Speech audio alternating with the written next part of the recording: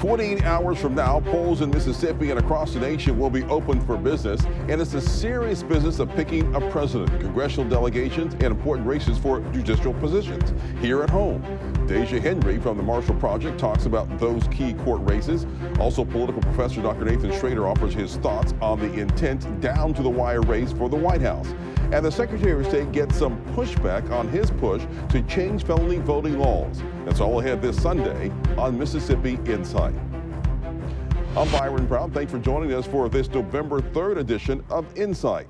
While the Harris-Trump contest and many congressional races grab the spotlight, some important races for judgeships may have slid off the radar screens of many voters. But these are important elections. Our next guest, Daja Henry, is a staff writer for the Marshall Project. That nonprofit newsroom focuses on criminal justice affairs. And Henry produced a 2024 judicial election guide for Mississippi voters. Daja, why did the Marshall Project decide to dive into these races, on the judicial races here? Well, we kind of wanted to demystify these judicial elections. The judges are people who make very important decisions that affect the everyday lives of Mississippians, and a lot of people, not just in Mississippi, but across the country, don't know the names of their judges, let alone what kinds of decisions they're making. And so there was a clear lack of information out there about each of the candidates, and we wanted to kind of provide information for everyone to be able to go and make informed decisions at the polls. Yeah, I mean, a lot of times when you look at these judicial races, people don't even pay attention to them. They're kind of down ballot races, and people usually just kind of ignore them, and then they see a name up there. How important are these races? These races are very important. So the on the ballot here in Mississippi, you'll have the Supreme Court, the Court of Appeals, and here in Jackson, we have a special election for the county court race. Judges make decisions about what how the law is interpreted, what is constitutional. These could be life or death matters. A lot of times the Supreme Court is handling death penalty cases, appeals for death penalty cases, and also just questions of whether things are constitutional. So, for example, like in the past couple years, the Supreme Court has made some important decisions, one of them being about House Bill 1020 and the creation of separate CCID court that is here in Jackson. And that court, or there was a lot of controversy around that court, and it's whether it is constitutional, whether it targets certain people. And without the Supreme Court to kind of check these things that are controversial, pretty much anything could happen. So the Supreme Court is a way to check and make sure that people's liberties aren't being violated. With everything that's gone on in the country when it comes to the courts, you think voters are now paying more attention to our judges and our courts? I would hope people are paying more attention. I would say definitely so, especially with here in Mississippi, the case that led to the repealing of Roe v. Wade. So I think people are paying attention, but there still needs to be information for them to pay attention to. Let's look a little closer at these races. In Central Mississippi, presiding Justice Jim Kitchens is running for re-election to the state Supreme Court District 1, Position 3. He's facing a crowded field of contenders. Tell us a little about Kitchens and his competition. Yes, so the incumbent Justice Kitchens is seeking re-election. As you said, it's a crowded field. There are 5 candidates, and it is becoming a pretty heated race as far as is heating up as far as campaign spending.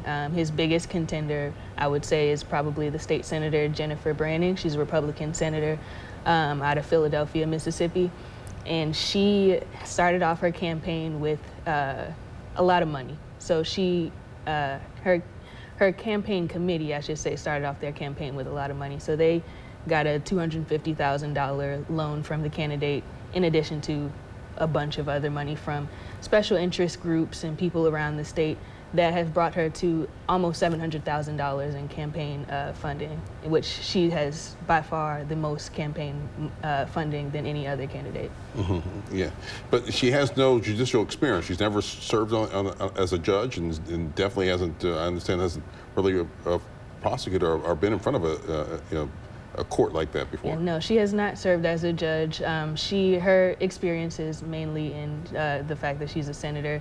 and then she was also a business owner. So that's like what her background is. The only, there is another candidate who has served as a judge. Ciola James was a Court of Appeals judge. But other than that,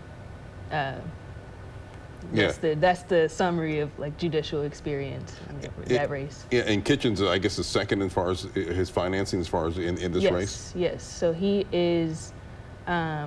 His campaign has raised over $200,000. Much of that within the last 3 months, and so his campaign fundraising has really picked up to kind of, or I would think to kind of combat what he's facing, what he's up against with Senator Branning.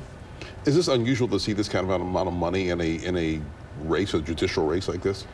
It was once unusual. It is not unusual anymore. It started with, years ago, the U.S. Chamber of Commerce started infusing money into judicial races for candidates who they believed would support the interests of businesses. And so that's when you started to see judicial elections pick up as far as campaign spending. And this one has been one of the highest spending races, but there have been, especially around that time period, campaign spending of up to $1 million. And this one is getting close to that. Yeah, there's another competitive race for the Supreme Court that's in South Mississippi. Associate Justice Don Beam faces David Sullivan on Tuesday. Wiki, tell us about that race. Yes, so Dawn Beam is the incumbent, and she has been on the court and has voted.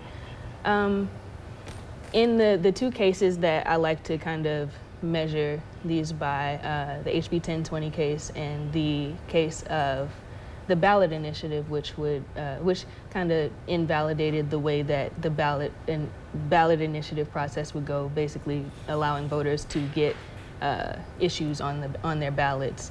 In those two cases, she's voted with the majority, which tended to lean more conservative.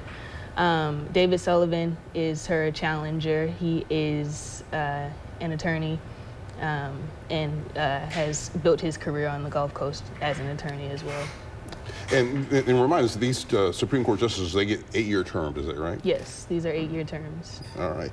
Another big race that we're closely watching is the Hinds County Court District 2 race. Yami King, Bridget Morgan, and Peter Twinston are in that race. Twinston is now serving now for the late Loretta Cooper Stokes, who held that position.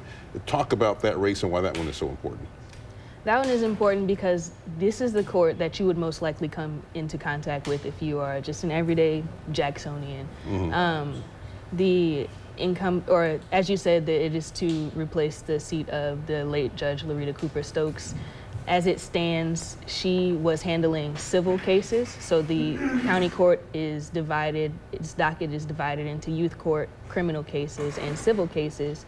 And as it stands, that's the types of cases that the incumbent who was appointed, Judge Taywisson, is handling at the time.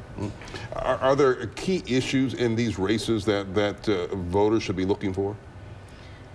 Yeah, I would say in county court. Mm-hmm. In the county court race, I would say that these candidates are all highlighting different issues, and so that Judge Taywisson, who is in the seat currently, who was appointed and is facing the special election, he has spoken a lot in his campaign about housing and issues of housing, juror pay, and basically equity issues within that court. Mm-hmm. And so these are things that are touching everyday people. People get evicted and things like that.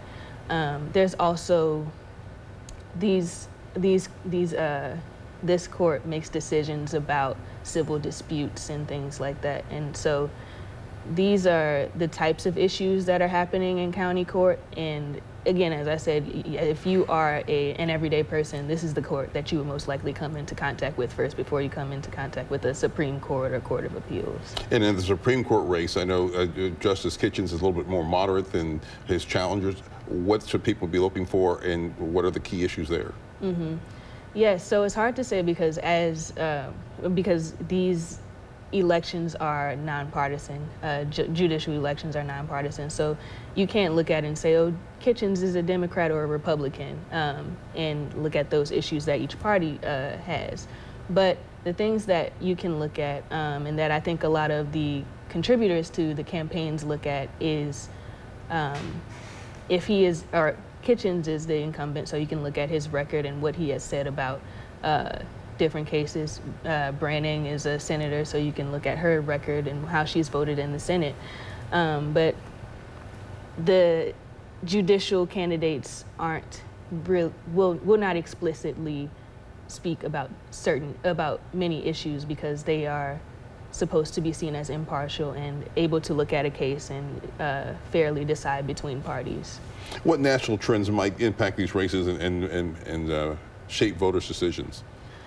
One thing that I would say that I've seen as far as like a national trend, as I said, the race is nonpartisan, but you can kind of look at some of the ways that the candidates speak about each other, like or about themselves in their campaigns morally, or they'll say there's some rhetoric about like activist judges, and so you would see that coming from someone who is leaning toward a more conservative side and saying that an activist judge is someone who is taking the law and just doing whatever they please with it and interpreting it that way.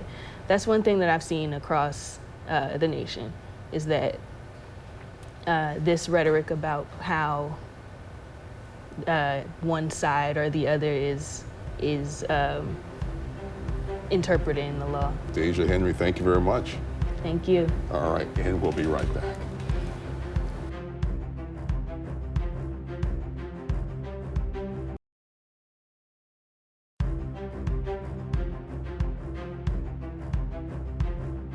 Inside viewers will recall Professor Nathan Shrader as a frequent guest on the show. The former Millsaps College professor is now co-director for the Center for Civic Engagement at New England College. He spoke Thursday with my colleague, 12 News' Melanie Christopher, about the prospects for Tuesday night's elections. What are your thoughts as we approach November 5th? Look, I'm so glad you brought up the congressional races because there's so much attention, as there should be, on the presidential race. But those congressional races are of marquee importance. The House, I believe, appears to be poised to flip to the Democrats, the Senate to flip to the Republicans. That means whoever becomes the president, whether it's Harris or Trump, are going to have to continue dealing with a divided Congress. And I think it puts the Democrats in a position, if they retake the House and Donald Trump takes the White House, to once again sort of do what they can, as they did during his 4-year term, to hold him as accountable as possible if he has more run-ins with the law. We hear constantly that this is going to be a tight race over and over. It's very tight, determined in 7 battleground states like Pennsylvania, Georgia, one candidate at a time now. What does the Trump campaign need to do to win those states? Well, I think what the Trump campaign needs to do, based on the reports I've heard from the field in those states, they need to up their ground game. They're relying an awful lot on Trump himself and Trump's rallies to draw crowds. But from what I'm reading from sources all over the country, is that the Harris campaign has built one of the most impressive and largest field operations there is. And compared to the Trump campaign, theirs is very minimal in some of those battleground states. So if there's a way to up their ground game in the battleground states, that's what Trump needs to do. I think what Vice President Harris needs to do is project more about herself in the closing days. Don't talk about Donald Trump as much in the closing days. Talk about who you are and why it matters that you win, because I think the voters want to hear this campaign end on a positive note that's forward-looking about the future. So that, I think that's where she should really concentrate. Talk about herself, talk about her accomplishments, and close strong and close positive. Who does she need to pull into the polls come Tuesday? Well, based on what we're seeing in the polling, she needs to really do better than the early polling, or the most recent polling is showing, with Hispanic voters, that she's down. I saw 11 points from where Joe Biden was in 2020 in the polls with Hispanic voters, men and women. So she needs to do better than she's doing right now. But the other thing I think she has to do is really draw in voters who are frustrated with the fact that they had 4 years of Donald Trump, and there's a lot of Trump fatigue. And like I said, I think she does that not by running down Donald Trump anymore, but by building herself up. And that's why I think that's the strategy to close this race with, especially with people voting right now. They're voting now, they're voting tomorrow, Right. they're voting over the weekend. Don't save that for Monday. You do that immediately. How about your thoughts on the intense rhetoric? Have you ever seen this level of belligerence in a presidential election? No, it feels like you have to go back to like the days of Andrew Jackson to see this kind of rhetoric. But I also think there's been some false comparisons trying to show that, well, Donald Trump's rhetoric really isn't as bad because it's offset by what others are saying about him. Look, I actually feel, and I've been critical when he first got into the 2016 race, I think his rhetoric has gotten harsher and more belligerent and more harmful towards other people than it ever was in the past. So that does give me pause for what is going to happen should he win. Polls show that many voters are losing faith in election integrity. There's also a lot of concern about these foreign powers spewing disinformation about the elections. Do you think this is going to impact turnout? We are seeing a lot of early voting.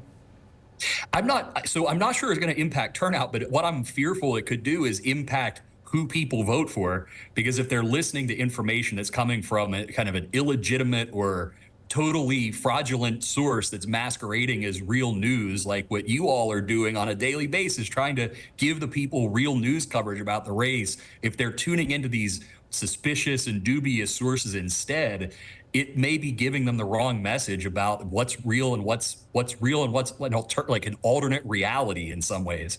The other thing is, we know that there are other countries trying to meddle in this race. The Russians are back at it again. You've got all kinds of the fake accounts back on Twitter.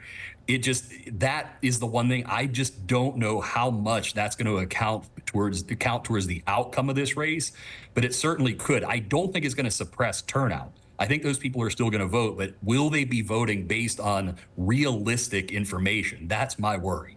All right, let's just do a little rewrap here on Congress. Do you think there could be a shift of power in Congress?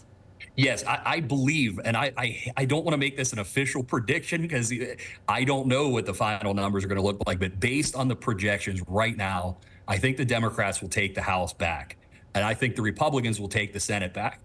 And one of the reasons that's so important is your committee chairs will change over, right? You'll have the possibility of Republicans replacing the Democrats chairing Senate committees and Democrats replacing Republicans chairing House committees. And you remember, when the 4 years that Donald Trump was president, if he's elected again, that means you'll have Democrats back at the helm of things like the Intelligence Committee, back at the helm of the Appropriations Committee, places where they will have the chance to exert influence should Trump win.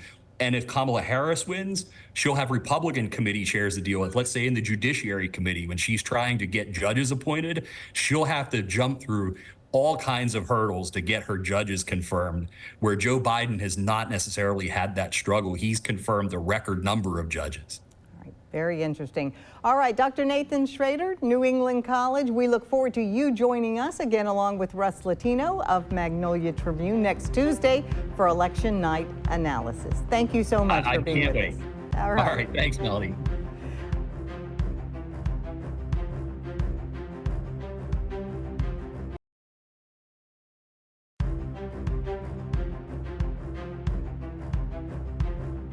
Secretary of State Michael Watson says that he wants lawmakers to take a close look at Mississippi's felony voting law.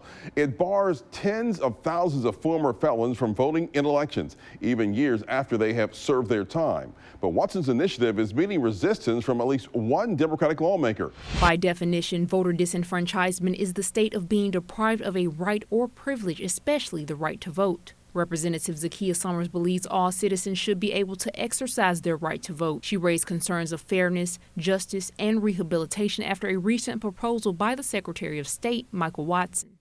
It comes from the 1890 Mississippi State Constitution, and that clause was actually rooted in racism. If you go back into the annals of history, it talks about how the framers of that time put those crimes in the Constitution because they thought that African Americans were more likely to commit those crimes. Well, some 200 years later, we are still disenfranchising Mississippians at a high rate. During a recent House Constitution Committee hearing, Watson proposed to disenfranchise individuals convicted of felonies. We hadn't really determined or defined what that list looks like.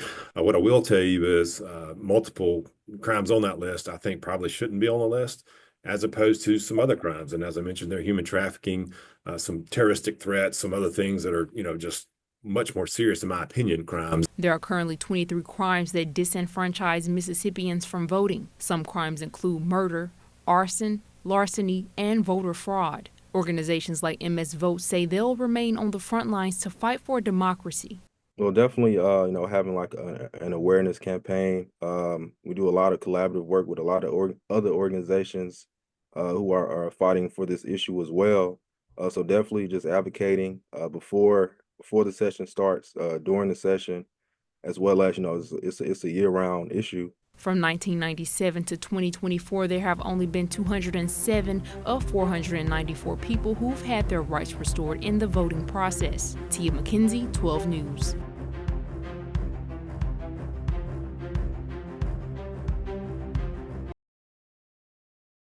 We'll be back next weekend with more of the political and current affairs coverage that you demand. I'm Byron Brown from all of us here at 12 News. Make it a great weekend.